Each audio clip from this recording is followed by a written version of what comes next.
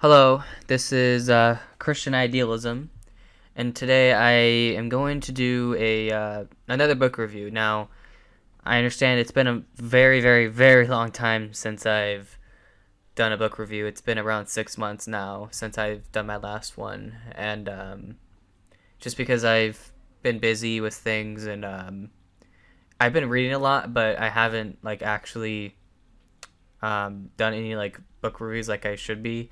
So what I've been doing is I've been basically rereading some older books that I read about a year and a half ago. I read this book a year and a half ago, but now I'm reading it again and just giving a review of it and what I thought. And we're going to go over some contents right now. We're not going to go over every single aspect, of course, because I think you guys should get the book.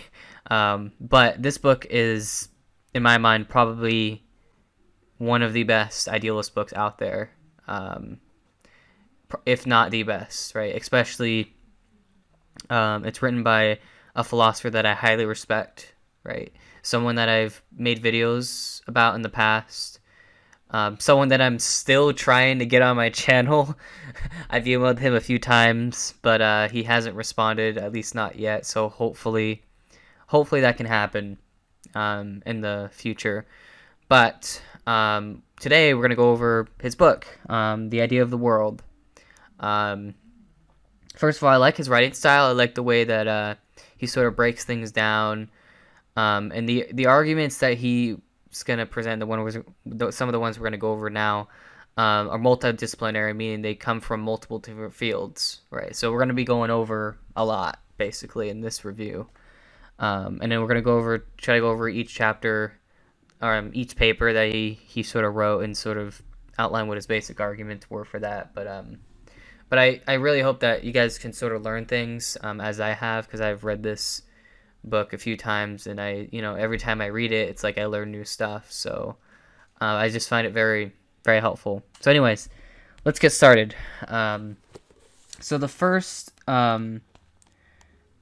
sort of thing he gets into is he goes over the overview of what he's going to be arguing, and the book is mostly his publications, right? So he published things in academia, and so these the actual arguments that he uses to defend idealism in contemporary philosophy, which I find pretty helpful. So the first paper is called Conflated Abstraction with Empirical Observation, the False Mind-Matter Dichotomy.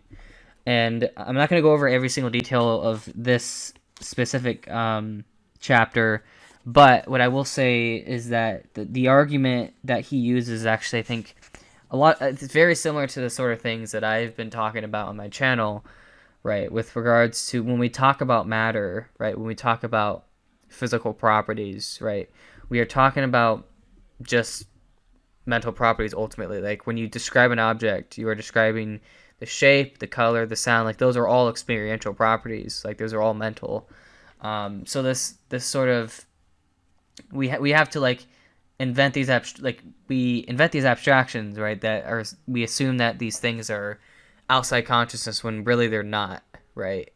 And I think it just has to do largely with language. Unfortunately, I think language sort of created that dichotomy between mind and matter, and I do agree with Kastrup here that it is a false dichotomy, right? Because when we're talking about mind, we are talking about experience, right? And experience is something that seems very, very basic to us. And when we're talking about matter, we are creating an abstraction. And that's where you get all the metaphysical problems that you see in philosophy, which we'll get into in a moment, because he talks about this in the next chapter. But so yeah, I guess one of the important things to take away from this specific chapter would be what he calls levels of explanatory abstraction, right?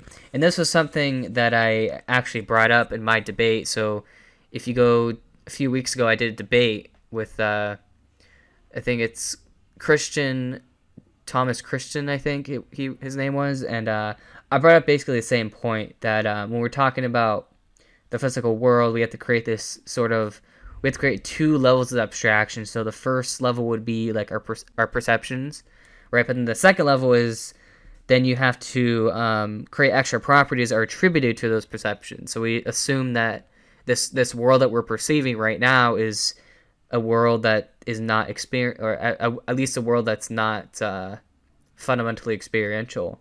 So we're basically creating an abstraction of mind, and that's a problem, right? That's not a simple hypothesis, and that's why you run into these problems.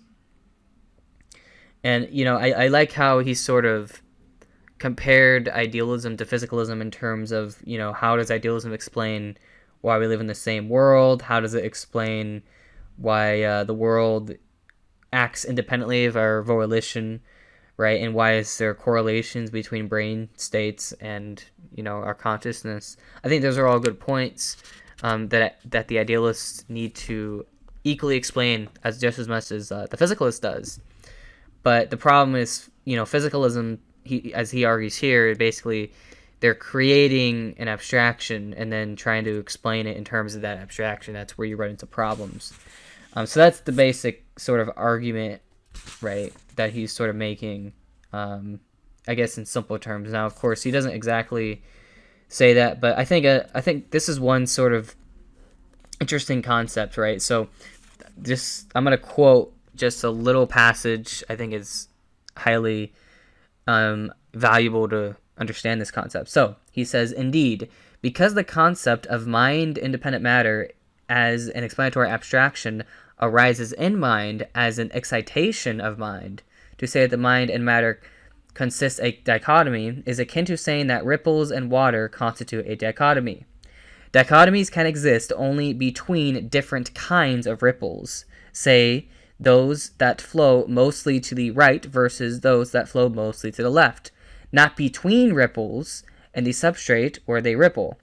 Mind is the substrate of the explanatory abstraction we call matter. So, when we speak of a mind-matter dichotomy, we incur in a fundamental category mistake, as Riley put it. However, contrary to what Riley suggests, it is matter that is the abstraction and not mind." And so I think that's very important to point out here that when we're talking about an abstraction, right, we are talking about matter. Matter is the abstraction, not mind. Matter is an extra category, extra stuff, as you want to call it, that is beyond experience, right? Or at least if you're going to be a physicalist, you have to sort of take that view. And then, after this, he says, "The notion that idealism and mainstream physicalism are mirror images of each other arises from a failure to grasp at this point.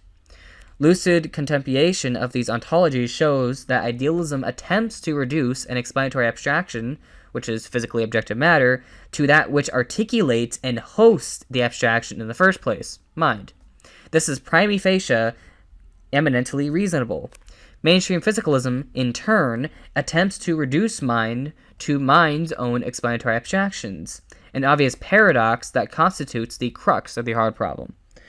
There would be no hard problem if one did not conflate explanatory abstractions with concrete ontological primitives, if one did not attempt to paradoxically reduce mind to abstractions of mind. The hard problem is not an empirical fact, but the salient result of internal contradictions and the logic conceptual schema contradictions that I hope to have helped to make explicit with the present paper."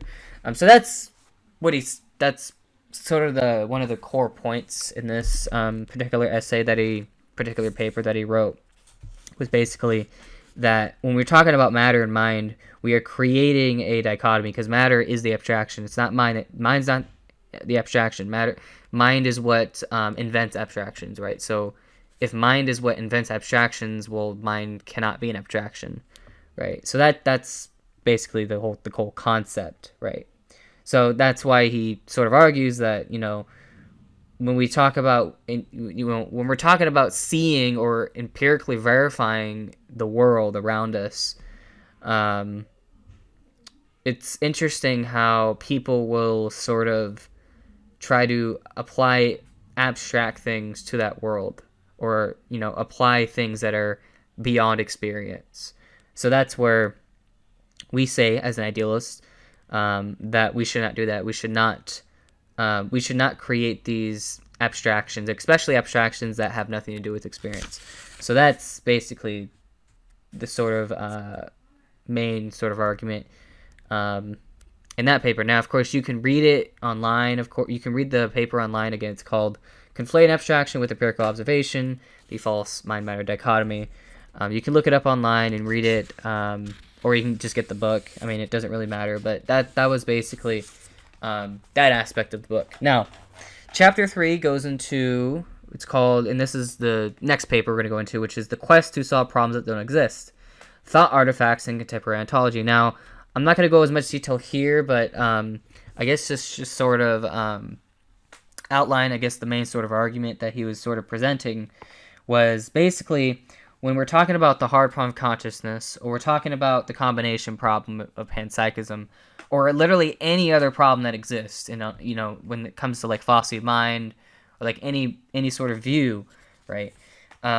These only exist. So the reason why they exist, basically, is because we are trying to abstract a world. So we're trying to invent this world that is beyond experience, right?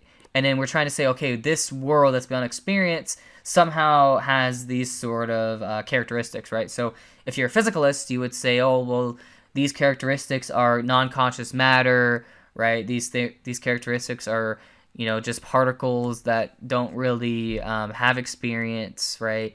Whereas if you're a panpsychist, you would say, oh, well, there is a world beyond experience, but this world is itself just pixels of experience, right? So if you're going to go that route, well, then you're going to have a sort of combination problem, if you're a panpsychist. And then if you're a physicalist, you're going to have a hard problem because, you can't explain how non-conscious matter can create consciousness. So what Castro is basically saying is the reason why these paradoxes or problems exist is because we are the ones that are inventing those abstractions, right?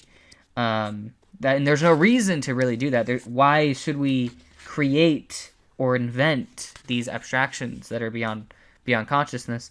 I mean, it doesn't really make any sense, right? There's no reason to do this sort of thing. I mean, it's even the same thing with like cosmopsychism. I mean, I have high respect for cosmopsychism. I think cosmopsychism is definitely a view that should be taken seriously, but I think it's still going to have problems, right? And it's going to have the decombination problem, right? And so that's where, when we're talking about these problems, it's weird because, you have the hard problem, you have the combination problem, you have the decombination problem, but then when it comes to idealism, you don't have a problem. Like, there is no problem for idealism. Like, it doesn't seem like there's a problem for idealism. I mean, he actually does answer some objections later, but like automatically it doesn't really seem like there is a problem, right? So these problems, they don't actually exist, right? They're only problems if you abstract a world that is beyond mind, basically. That's basically all that really needs to be said on that sort of thing. So yeah. So basically, he just basically says that these paradoxes only exist only in the internal logic conceptual structure of these ontologies, which I would pretty much agree with on. These problems they're not really problems if you're an idealist. They're only problems if you're not an idealist. So now we're going to go into chapter 5, and this is where it gets interesting, because this is where he actually starts to present the arguments, right? Because now we've gone through the sort of starting point, the contemporary sort of how we think about mind and matter. Now we're going to go into, okay, what are the arguments that, or at least what are his sort of arguments that can be that you can use to show that idealism is true, right? So there's a lot to say on that aspect. Now, the first thing would be pretty simple. Okay, so basically he starts off, and I'm just going to go very briefly on what the basic argument is, because I think this is probably, out of all the chapters in the book, probably this chapter and the next chapter, which is chapter 5 and chapter 6, are probably the most important chapters, I think. But I mean, other people have just different views on that. But anyways, So he starts off with talking about basic facts of reality. Okay, so fact number one, there are tight correlations between a person's reported private experiences and the observed brain activity of the person. Fact number two, we all seem to inhabit the same universe. Fact number three, reality normally unfolds according to patterns and regularities, that is, the laws of nature, independent of personal volition. Fact number four, macroscopic physical entities can be broken down into microscopic constituted segments such as subatomic particles. So these are basic facts, like literally basic facts of reality that everyone needs to sort of explain, right? So this is where it gets interesting because, people would say, oh, well, idealism can't explain this, or, it rejects the idea of some objective world that's out there. But obviously this is a mischaracterization. I think it's a straw man, honestly, of what idealism actually says. So what Kastrup does here is he basically unpacks these facts, right?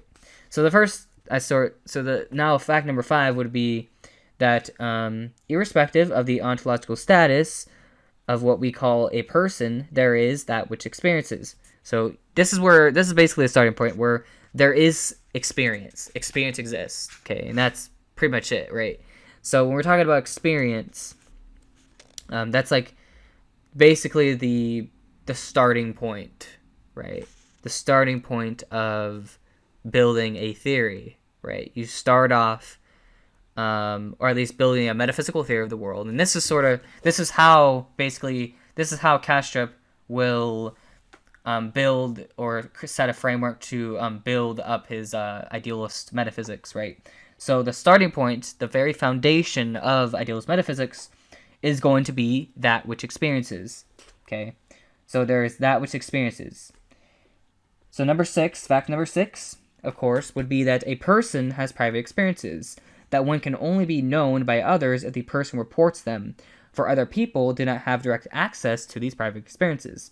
Fact number 7, the brain activity of a person is known only insofar as its observation is experienced in the form of perception. And so, from facts 1 to 7, there are tight correlations between 1, conscious perceptions, and 2, private experiences. And in fact number 9, of course, is that the brain has the same essential nature, or belongs to the same ontological class, as the rest of the universe. Now, this is where, so basically he starts off with that which experiences, okay, and then he goes into that persons or people like us have private experiences, right, and that we can't actually know about someone's private experience unless they report it. And then finally, that there are tight correlations between brain activity and those experiences, okay? And finally, that, of course, that the brain itself is made of the same kind of stuff as the rest of the universe. So again, we're talking about the universe, we're talking about the same kind of, what was the universe made of? Well, it's made of, particles and stuff like that. So it's made of the same kind of stuff, okay? Now, this is where idealism would jump in, okay? So the first inference that he sort of argues is that the most parsimonious and least problematic ontological underpinning for fact 5, which is that which experiences, is that experience, or that which experience and experience are the same essential nature. Or more specifically, that experience is a pattern of excitation of that which experiences.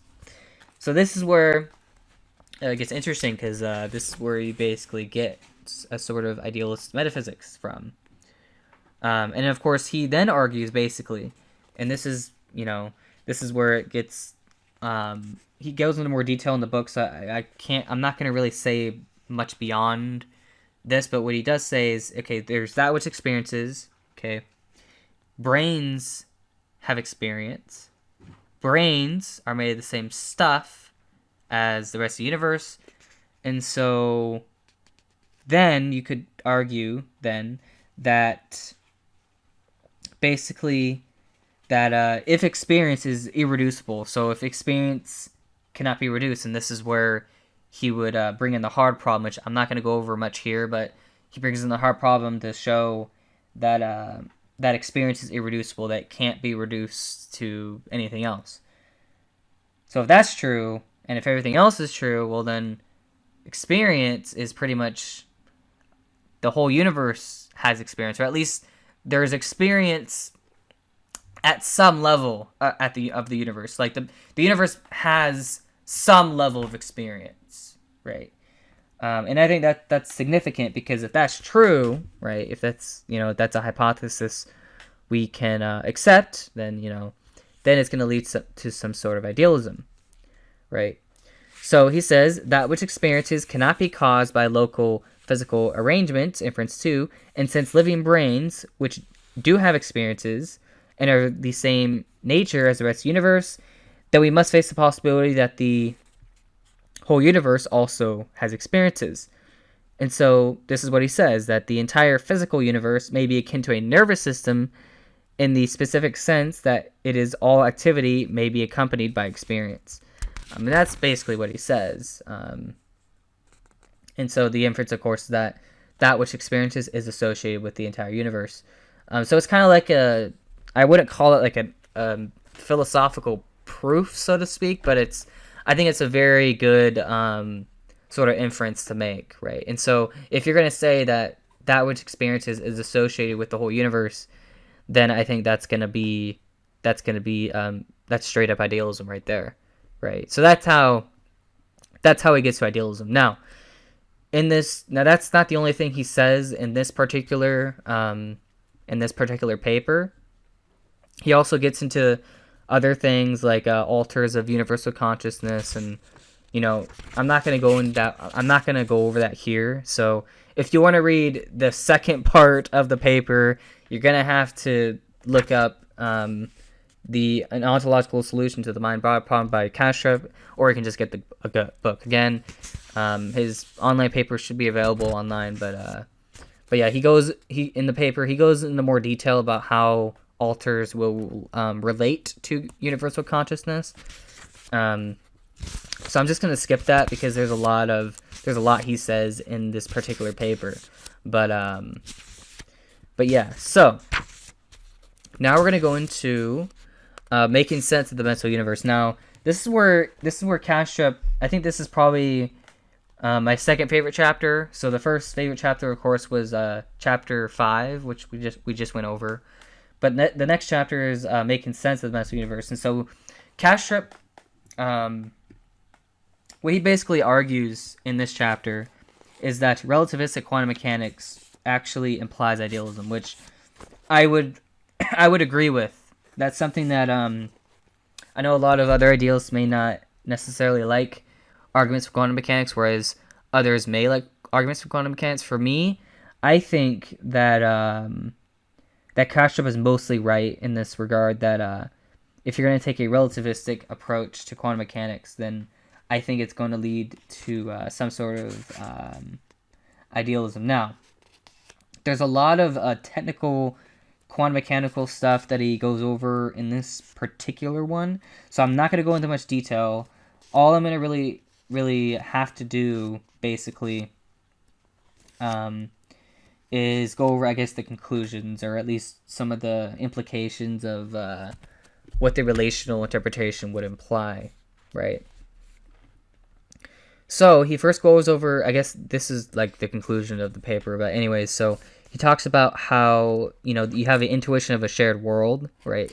So he argues that basically the framework of this, his sort of approach to looking at this sort of thing, is that we do not inhabit the same physical world, but we do inhabit what he calls a shared common non-physical environment, or, in consciousness. So basically, when he's talking about a physical world, he's talking about, basically, at least in the context of this paper, he's talking about a world that's beyond consciousness, right? So if you were to take a relativistic approach to quantum mechanics, then there is no world that's beyond consciousness, right?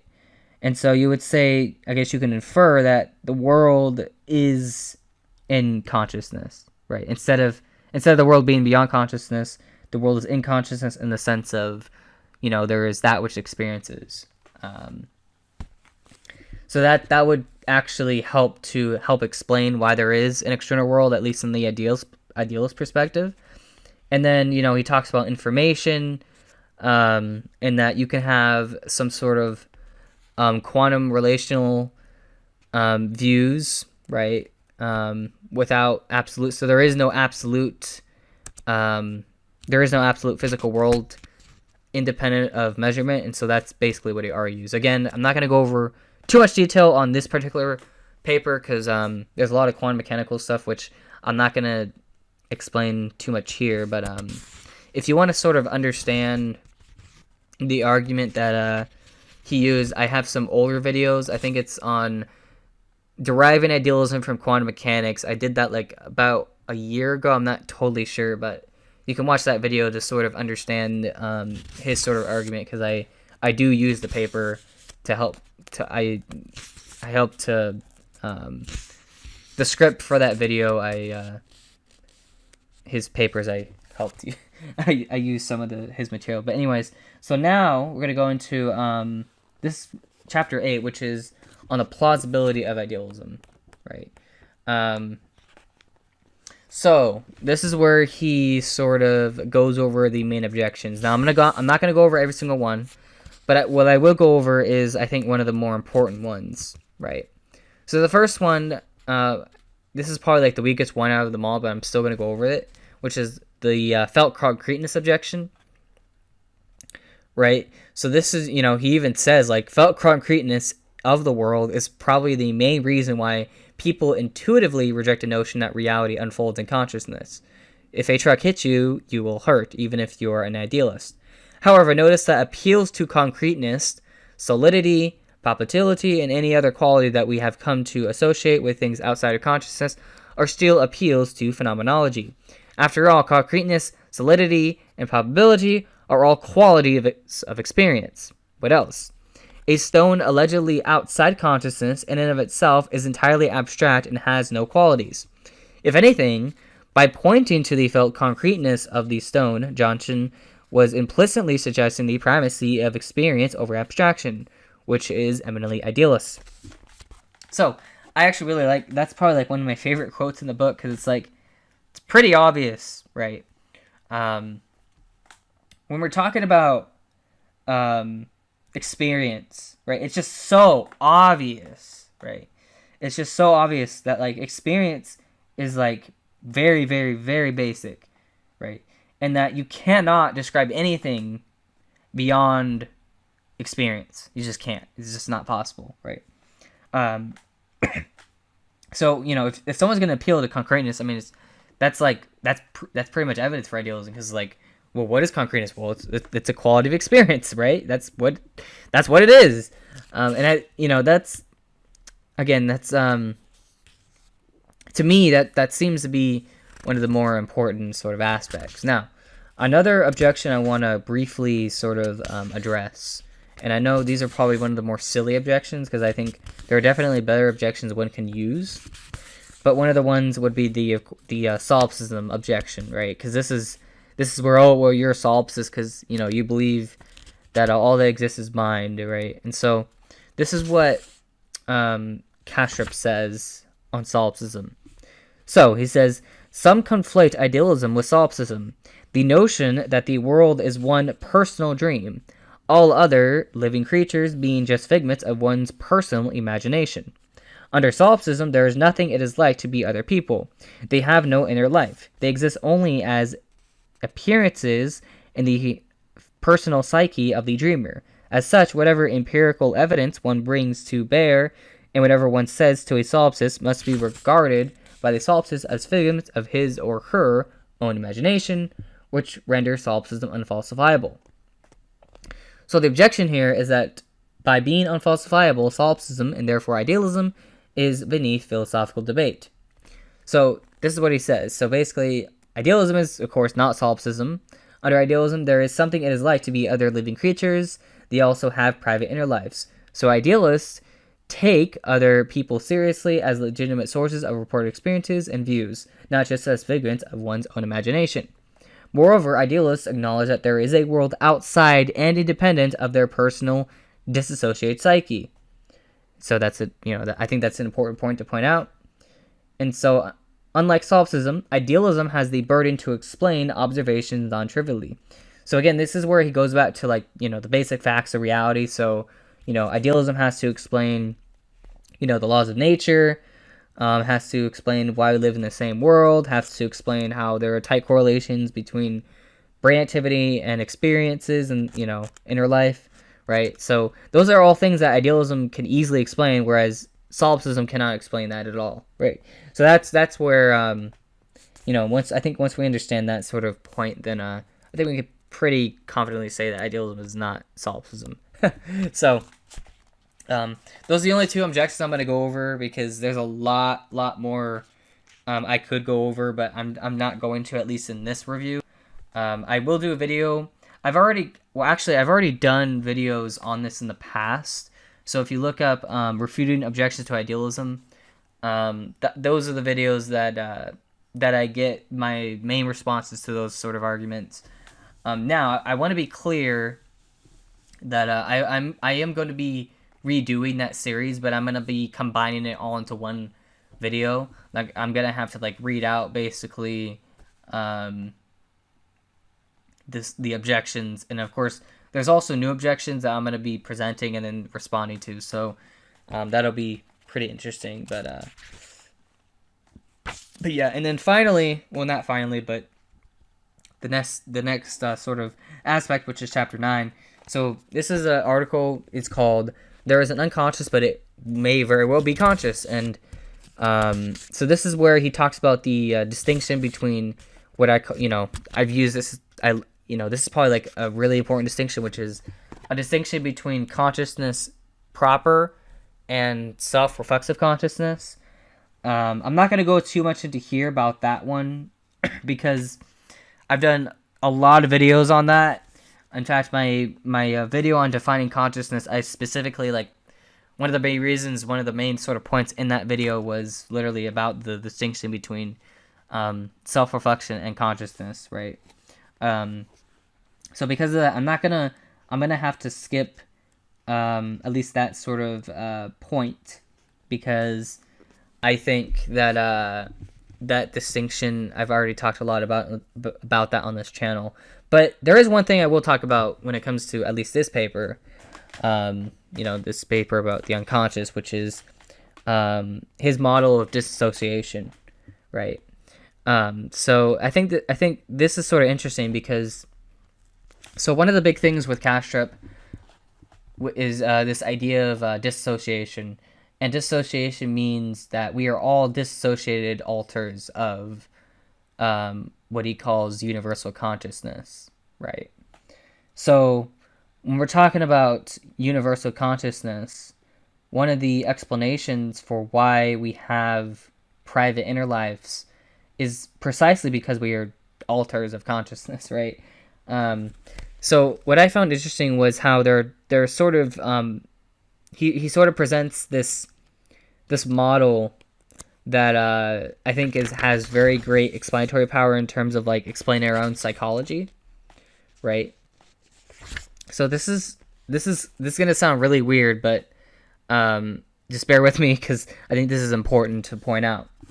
So this is what he basically says, which is that so quote, Stephen Bedard's more recent work reinforces the view that alters can be co-conscious, discrete centers of self-awareness. He points as evidence for the hypothesis at the struggle of different alters for executive control of the body, and the fact that alters might intervene in the lives of others, intentionally interfering with their interests and activities, or at least playing mischief on them. It thus appears that alters can not only be concretely conscious, but that they can also vie for dominance in each other. Strong dissociation is not restricted to DID. Its extreme form, or to pathologically for that matter. Indeed, the foundational hypothesis of depth psychology entails a form of what is called, this is going to sound very weird, but natural dissociation between the conscious ego and the so-called unconscious. As such, it is plausible, in fact, there is overwhelmingly clinical evidence for it in the analytic annals of depth psychology, that we all, okay, this is where it gets insane, but like, just bear with me, that we all have at least one dissociated mental subsystem that we cannot access through introspection. Ernest Howard conceived that these disassociated subsystems as conscious, much as Myers, Brannett, and I can't read some of the names I can't pronounce correctly, but yeah. Thus, the possibility that presents itself to us is that we may all have at least one or more conscious others within ourselves, disassociated from our ego. If this is so, then A, our ego ordinarily has no introspective access to the experiences of these others, and consequently, the study of the neurocorrelates of consciousness is largely blind to the potentially ideocentric patterns of the neural activity corresponding to such disassociated experiences. This is the second mechanism through which apparently unconscious mental activity may, after all, be conscious. So, to me, that was eye-opening when I first read. Like when I first read that, I was like, it made sense, but it's like it sounds very weird, right? This idea that that we all have some sort of dissociation, right? I just find it very interesting how when we're talking about conscious others within our minds, and I've discussed this a few times on this channel, but this idea of these other selves existing in our subconscious, right? And so that opens the door that, especially like when we go to sleep, right? That the dream characters, like in those dreams, are literally the others, like the conscious others that are in our minds, right? And that they sort of manifest themselves in our dreams, and that's why they have minds of their own, right? And this is something that I've been doing some research on, and I think it's very fascinating how this sort of overlaps with my own perspective on how we ourselves, how God created us, right? And so, or at least how universal consciousness, how it created us. So I just find it very interesting how that sort of process works, right? Because if we all have natural associations, right, then like literally, there are conscious others within our own minds, right? Again, they're still us, right? Of course, but it's our subconscious, right? So when we're talking about the subconscious, that's basically what it is. It's basically just natural dissociation. So I just find that very fascinating. That's all I have to say about dissociation for now. But it's just very, very, very, very interesting. So now we're going to go into probably the last part for now, which is he goes into a lot about neuroscience. And I've used this argument in the past, although I took down the video that used that specific argument because there were some issues with it. But basically how he presents it is that when people take psychedelic drugs, right, you will have an increase of experiences, but a decrease in overall brain activity, right? So this is one of the main points that basically, neuroscientists assume that, when people take psychedelics, it would pretty much light up their brains, but that turned out to be wrong. It was actually the opposite, where the more you take psychedelics and the more you sort of decrease certain brain patterns or brain functions, the more experience you're going to be having, right? Which is really weird. Like that makes no sense on physicalism. Like physicalism doesn't predict that sort of thing to happen, but of course that's what happens. So I think that would be evidence for idealism, and of course that's what Kashyap argues. Now, I guess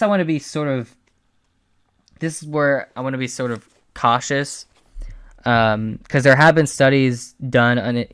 If Kashyap's listening to this, which I'm not sure if he is, but if he is, I would say this to him. So there have been studies done in regards to people with schizophrenia, and they have the same sort of thing where their brain activity will decrease, but they will sort of still have these sort of hallucinations, right? The structural patterns will still be sort of there. So that's why for me, I wouldn't use this sort of argument.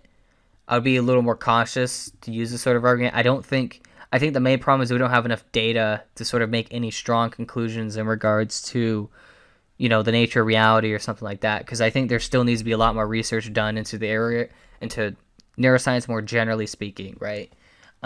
So I don't think we can use at least this type of evidence from neuroscience to prove idealism, right? Because I think there needs to be more research done on psychedelic drugs more generally. So this is really the only time in the book where I have a disagreement with Kastrup in regards to like how far can this argument go. I don't think the argument that he presents, the neuroscientific argument that he presents, can go that far. I don't think it can go where he wants it to go.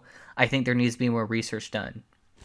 That's all I got to say on that. But yeah, that's the only sort of issue I have with that sort of argument. So now, I guess the last sort of chapters go into Kastrup argues that the physicalist worldview is like a neurotic ego defense mechanism, and he sort of tries to explain why is it that physicalism is so popular in our culture, right?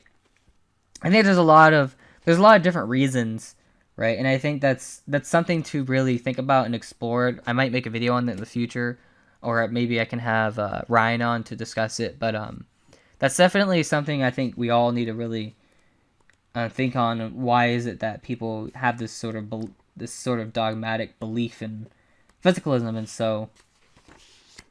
so yeah, I mean that's all you really have to say on that. But the final chapter in the book would be the idealist view of consciousness after death, right? And so I'm going to close off the review on this point. And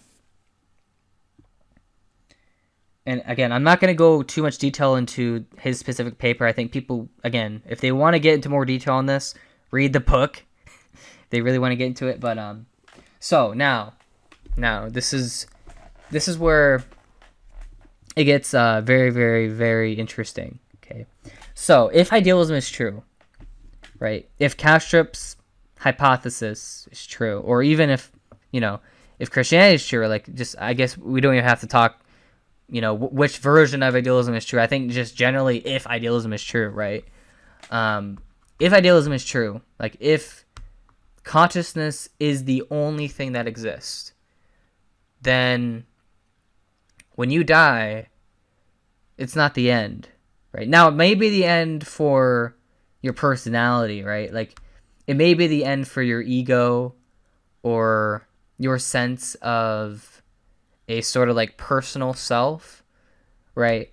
But when it comes to experience, when it comes to consciousness itself, right? When it comes to your own consciousness, the first person sort of consciousness, when you die, that's not the end. Like literally, like actually, it's pretty much the opposite. Where not only is it the end, but it's the beginning in the sense of like your consciousness starts to expand, right? It expands into universal consciousness, right? So you gain more awareness of your own sort of inner life, right? You gain more memories, right? You become one with sort of consciousness or experience itself, right? Because if experience is the only thing that exists, right? I mean, we don't know how much there is out there, but like honestly, like there's probably a lot out there. And I think, if you look at people, if you look at psychedelic drugs, for example, right? And this is something that he brought up in his paper. Psychedelic drugs are a gateway to what the afterlife may look like, right? And there have been people that have taken enough drugs to, like, they lose all concept of space and time, like literally, and they just have this pure experience, right? And that I think that's very interesting, because if that's true, it actually brings a lot of religious significance. Well, not religious significance, but like it brings one with peace and wonder that you don't have to. There's nothing about the afterlife or life after death you have to fear, because consciousness is still going to continue on, right? So I'm going to close off there. That's all I have to really say on that. But the book overall, I think, was very well written. I love Kastrup. I love Bernardo Kastrup. I think he's probably the best contemporary analytic idealist philosopher that we have in academia. I'm not sure if there's really anyone else like him, especially the way that he writes. Now, of course, there are other idealist philosophers out there. I'm not saying there aren't. There definitely are. But the way that Kastrup sort of argues for idealism, sort of explains it, I think is probably one of the best ways, right? Because I think it appeals to a lot of people. And so, that's all I gotta say. But yeah, that's. I hope you guys enjoyed my review. Again, just I would highly recommend you get the book, because it's like probably it's definitely probably my favorite book in idealism in general, right? I've read it a few times, and so again, this is that's it. So thank you guys for listening. Thank you guys. If you have any questions, let me know in the comments. I should probably start doing these reviews more often. I haven't. This is my first one for like 6 months. So again, I thank you guys for listening and watching, and so that's all I gotta say. But have a nice day, guys.